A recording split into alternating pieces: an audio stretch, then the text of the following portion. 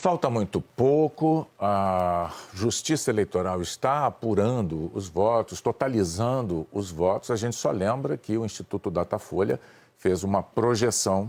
Da eleição nacional, como fez de vários estados. Como fez dos estados, todas se confirmaram. Ela fez a projeção da vitória do candidato Lula, mas os números oficiais, até o momento, não permitiram que o TSE anunciasse o resultado ou assumisse a vitória de qualquer dos candidatos. Esse é um dos motivos pelos quais a gente fica na nossa tela aqui, porque vai pintar na hora que o TSE cravar qual é o resultado da eleição. Exatamente. Você vai ver na tela, o vencedor vai ter o fundo azulado, como a gente viu acontecer com todos os candidatos a governos de estado que se consagraram hoje nas urnas em todo o Brasil.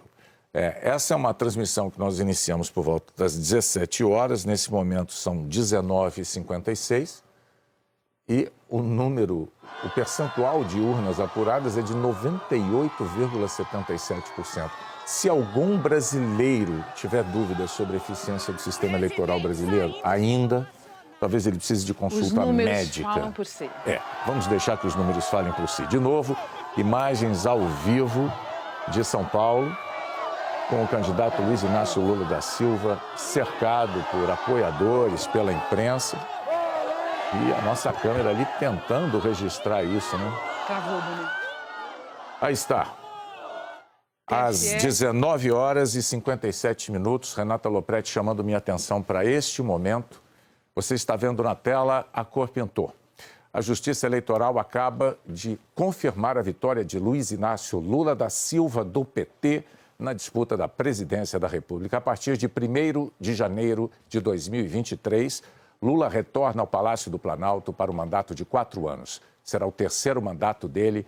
Vence, portanto, a eleição o candidato Luiz Inácio Lula da Silva, Renata. Acaba de ser cravado, então, pelo TSE, e isso, Lula retornará para um novo mandato à frente da presidência.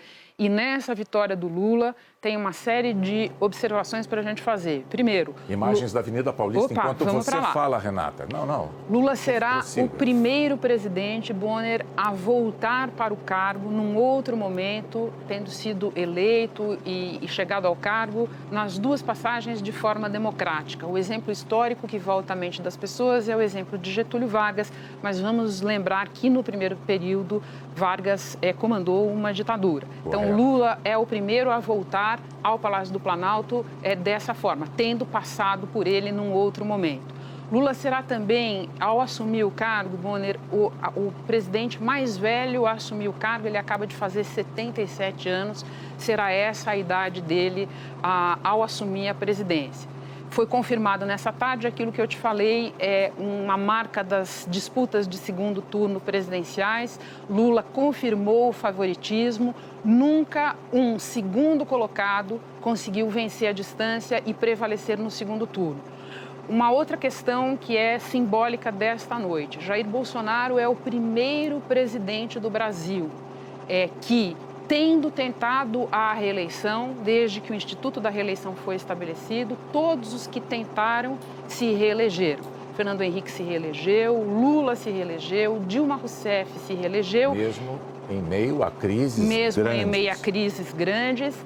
Michel Temer não chegou a tentar a reeleição. Bolsonaro é o primeiro a tentar e a não conseguir se reeleger. Talvez isso possa ser explicado pelo estresse por que passou a democracia brasileira no período em que ele lá esteve, com atritos com o Supremo Tribunal Federal, e isso tenha se manifestado nas urnas, no fim das contas.